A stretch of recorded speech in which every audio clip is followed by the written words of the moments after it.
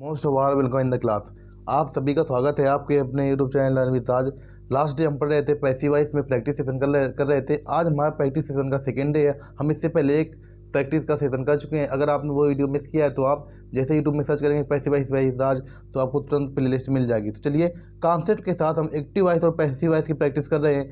ये UP board 2023 के लिए अगर आपके एग्जाम में कोई सा भी अगर पैसिव वॉइस आता है तो आपको 100% यहाँ से कॉन्सेप्ट और प्रैक्टिस करके आपको एग्जाम में कोई ना कोई क्वेश्चन देखने को मिलेगा। चलिए आज की अपनी क्लास को कंटिन्यू करना चाहेंगे।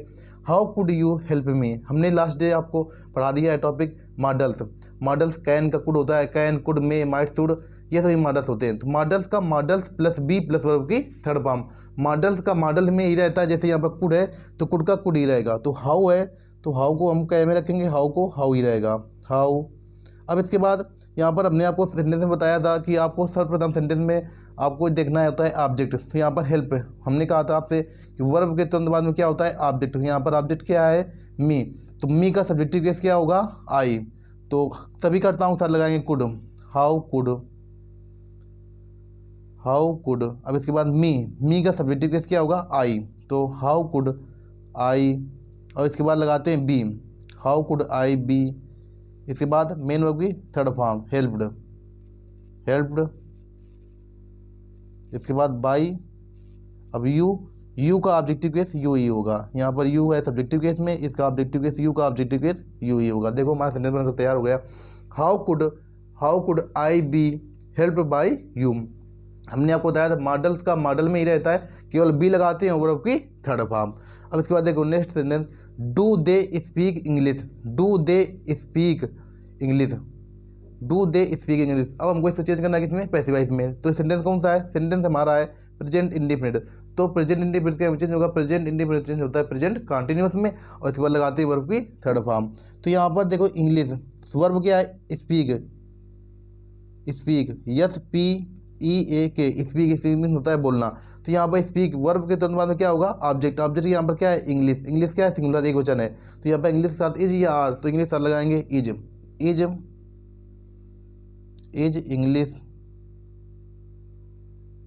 इंग्लिश। और इसके बाद मेन वर्ब लगाएंगे थर्ड फॉर्म। देखो is English spoken, SPOKEN spoken by. अब इसके बाद दे का ऑब्जेक्टिव केस क्या होगा, दे का ऑब्जेक्टिव केस होगा बाई देम, और लास्ट में क्वेश्चन मार्क। सेंटेंस हमारा किस में था, ये सेंटेंस था हमारा प्रेजेंट इंडिफिनिट का चेंज हुआ, प्रेजेंट इंडिफिनिट चेंज होगा प्रेजेंट कंटिन्यूअस में। केवल क्या करते हैं प्रेजेंट कंटिन्यूअस में करते हैं, उसके बाद लगाते हैं वर्ब की थर्ड फॉर्म।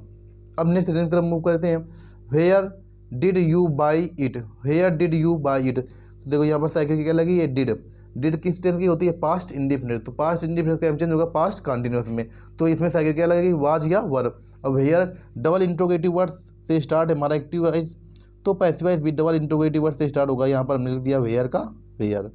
अब यहाँ पर देखो अब आपको लगानी है हेल्पिंग वर्ब, तो हेल्पिंग वर्ब हम कैसे लगाएंगे। अब हमें पहले इससे पहले हेल्पिंग वर्ब लगाने से पहले हमको इसमें पता करना है ऑब्जेक्ट क्या है इट, क्योंकि देखो बाई यहाँ पर वर्ब है, वर्ब के तुरंत बाद में क्या होता है ऑब्जेक्ट, तो ऑब्जेक्ट यहाँ पर क्या है इट। अब इट सिंगुलर एक प्लूरल है, आपको मालूम होगा इट ऑलवेज सिंगुलर होता है, एक वचन करता होता है। तो इसके साथ साइकिल क्या लगाएंगे वाज या वर, तो आप इसमें से लगाएंगे वाज, वेयर वाज इट। अब इसके बाद मेन वर्ब की लगाएंगे थर्ड फॉर्म, तो बाई की थर्ड फॉर्म क्या होगी bought, BOUGHT, where was it bought. अब इसके बाद यू का ऑब्जेक्टिव केस क्या होगा बाई यू का ऑब्जेक्टिव केस यू ही होता है, लास्ट में क्वेश्चन मार्क। देखो where was it bought by you, where did you buy it, ये हमारा एक्टिव वॉइस था, हमने इसको पैसिव वॉइस में चेंज किया, where was it bought by you. अब देखो ये सेंटेंस हमारा किस में था, सेंटेंस हमारा था पास्ट इंडिफिनिट, इसको क्या चेंज हुआ पास्ट कंटिन्यूअस में। Next who brought you here, brought means होता है लाना।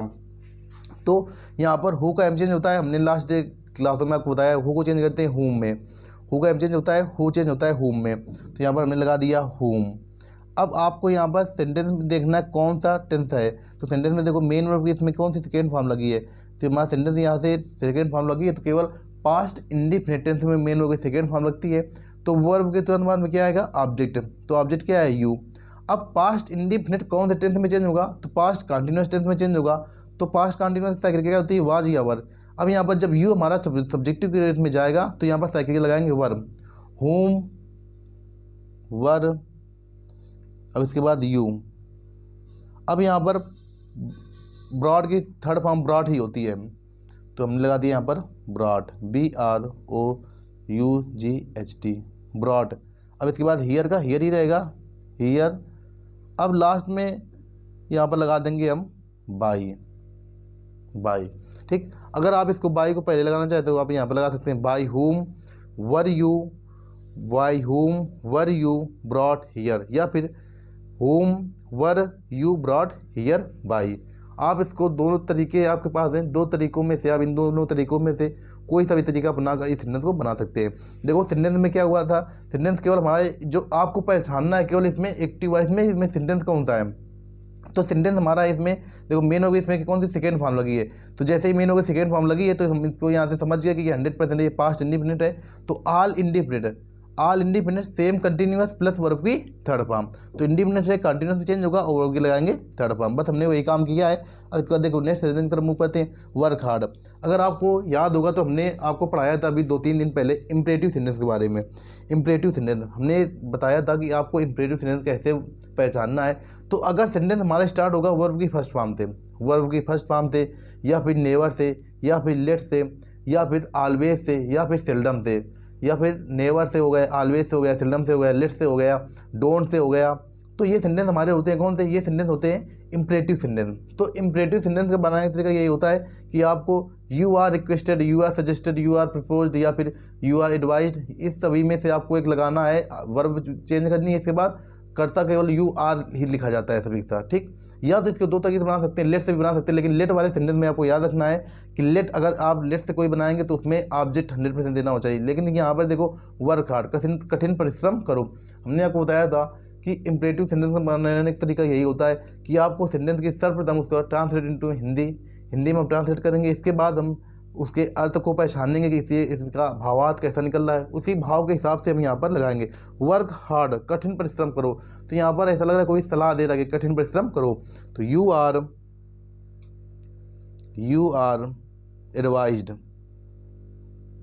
You are advised to work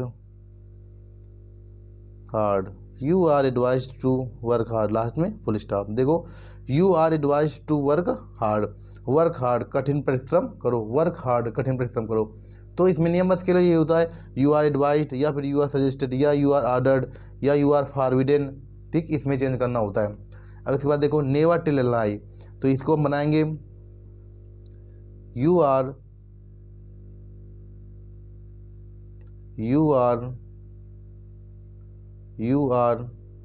never tell a lie, कभी झूठ मत बोलो, कभी झूठ मत बोलो। तो सेंटेंस में क्या कोई सलाह दे रहा है कभी झूठ मत बोलो, तो यू आर एडवाइज्ड। अब इसके बाद इसका कॉन्सेप्ट केवल यही होता है, हमने आपको जब कॉन्सेप्ट पढ़ाया था उसमें बताया था कि नेवर ऑलवेज, नेवर आ जाए या फिर ऑलवेज आ जाए, नेवर ऑलवेज, या फिर आपको लिखना हो नॉट, नेवर ऑलवेज या फिर नॉट, ये हमेशा केवल टू से पहले आएंगे। टू से पहले लिखते हैं नेवर ऑलवेज या फिर नॉट, नेवर ऑलवेज या फिर नॉट, ये हमेशा टू से पहले आते हैं। केवल आपको ये कॉन्सेप्ट अपने दिमाग में रखना है कि अगर सेंटेंस में आ जाए एक्टिव वॉइस में नेवर ऑलवेज या फिर नॉट, नेवर ऑलवेज या नॉट, तो आपको पैसिव वॉइस बनाते समय इनको टू से पहले रखेंगे। तो यहाँ पर यू आर एडवाइज्ड, अब इसके बाद यहाँ पर टू लिखना है, तो यहाँ पर देखो नेवर आ रहा है ना एक्टिव वॉइस में, तो पैसिव वॉइस में इसको टू से पहले लिखेंगे। तो you are advised never to tell a lie, बस इसके बाद वर्ब की फर्स्ट फॉर्म लगा देंगे टेल अ लाई। केवल कॉन्सेप्ट आपको अपने दिमाग के लिए यही रखना है कि जब हम एक्टिव वॉइस से पैसिव वॉइस बनाएंगे तो नेवर ऑलवेज, इसके बाद नॉट, नेवर ऑलवेज और नॉट, ये हमेशा आपको टू से पहले रखने हैं, ठीक। अब इसके बाद देखो नेक्स्ट सेंटेंस की तरफ मूव करते हैं, let him sell the book, let him sell the book, तो यहाँ पर सेल क्या है, सेल यहाँ पर क्या है, सेल यहाँ पर क्रिया है, तो सेल के तुरंत बाद में क्या आएगा ऑब्जेक्ट, तो यहाँ पर ऑब्जेक्टिव केस क्या है बुक, द बुक, तो let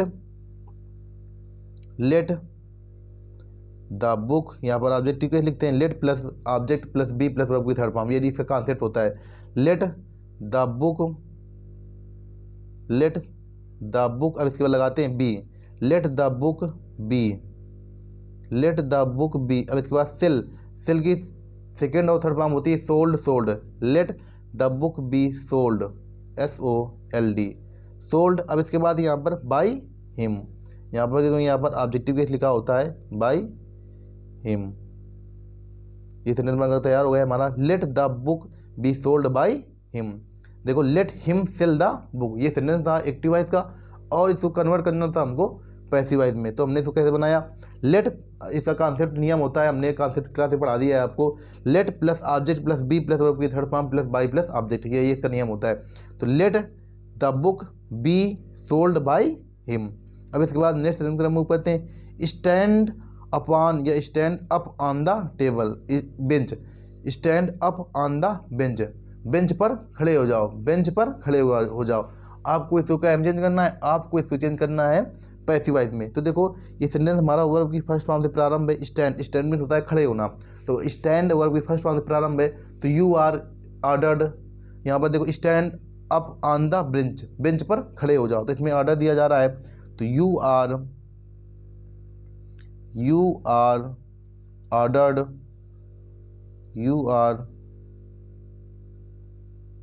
you are ordered to. इसके बाद स्टैंड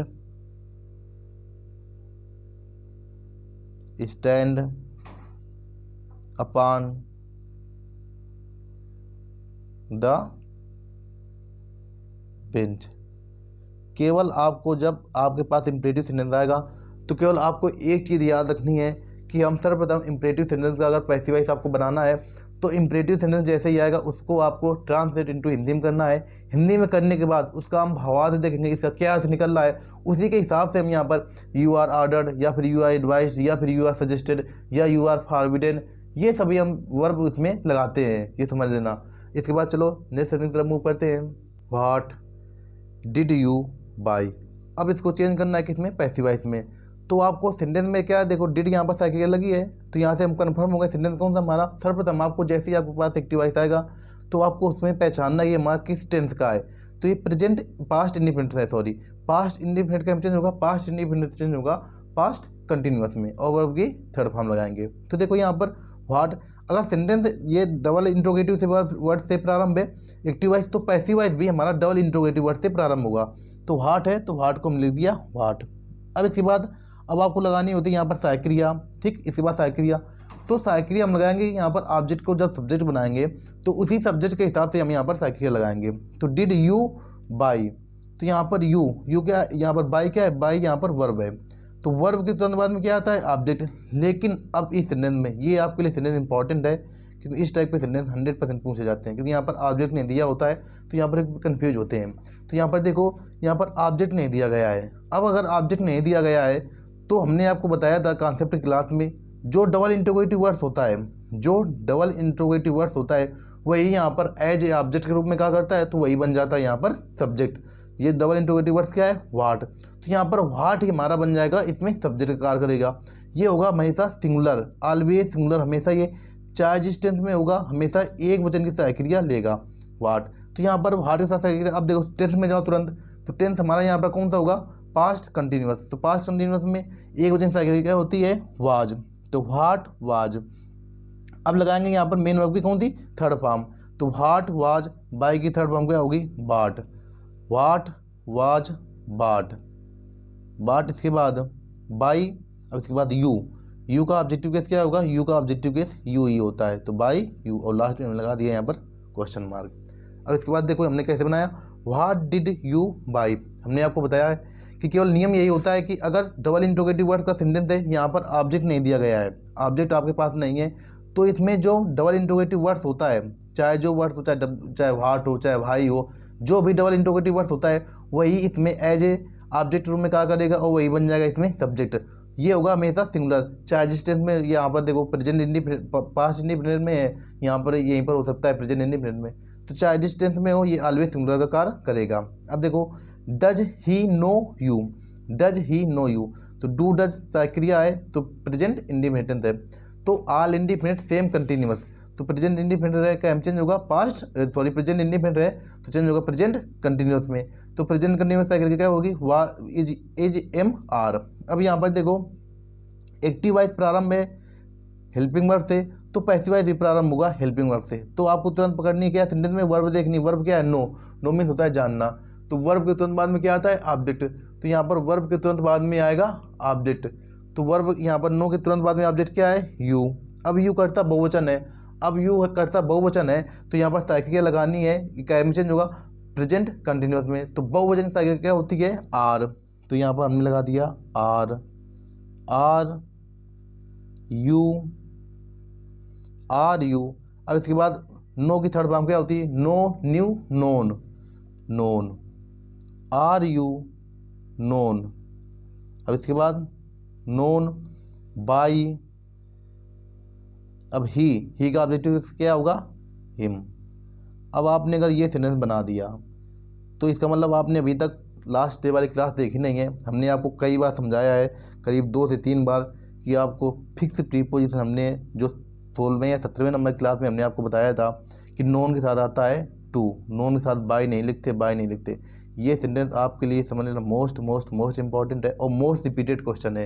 ये एग्जाम में कई बार आया है, क्योंकि जैसे ही लड़के देखते हैं तुरंत यहाँ पर देखा कि नोन इसके बाद बाय हिम, बस सही बना दे, हाँ चलो सही है, कोई दिक्कत नहीं है। लेकिन यहाँ पर आपको याद रखना है अपने दिमाग में कि यहाँ पर नोन के साथ जो फिक्स प्रीपोजिशन आता है वो होता है टू, नो इसके बाद ओबलाइज्ड। तो ये चीज़ें हैं, आपको ये छोटी छोटी बातें अपने दिमाग में रखनी है। जब आप ये छोटी छोटी बातें दिमाग में अपने रखेंगे तो आपको आगे कोई भी किसी प्रकार की समस्या का सामना नहीं करना पड़ेगा। तो चलिए अब आज की क्लास में हमने यहाँ पर 10-20 टोटल अगर नंबर आप क्वेश्चन की बात करें तो हमने अभी तक 20 क्वेश्चन कर लिए हैं। 20 प्रैक्टिस सेशन में हमने 20 क्वेश्चन अभी तक कर लिए हैं। कल की क्लास में 10 क्वेश्चन का और आपके साथ प्रैक्टिस सेशन आएगा इसी तरीके के शानदार तरीके से। तो कल की क्लास में हम 10 क्वेश्चन और करेंगे। इसके बाद यहीं पर हम पैसिव वॉइस को द एंड करेंगे। इसके बाद हमारा नेक्स्ट टॉपिक जो आएगा आर्टिकल ए एंड द का प्रयोग हम सीखेंगे। तो चलिए अब आज की क्लास में यहीं पर माइंड अप करना चाहेंगे। मिलेंगे नेक्स्ट सेशन में। अगर आप नए हैं हमारे चैनल पर तो चैनल सब्सक्राइब कर लें, बेल आइकन प्रेस कर लें, जिससे कोई भी नोटिफिकेशन आपका मिस ना हो। और वीडियो को अगर आपको लगा हो कि हाँ इसमें मेहनत की गई हो, पढ़ाने में आपको जिस तरीके से कंटेंट प्रोवाइड कराया जा रहा है, जो आपके एग्जाम पॉइंट ऑफ व्यू से केवल इंपॉर्टेंट है, केवल हम वही चीज़ें आपको बता रहे हैं। तो आपको अगर ऐसा कुछ लगे तो आप 100% 2-4 मित्रों के पास अपने पास शेयर करिएगा, जिससे ज़्यादा से ज़्यादा लोग हमारे साथ जुड़ सकें। चलिए मिलते हैं नेक्स्ट सेशन में, तब तक के लिए जय हिंद, जय भारत।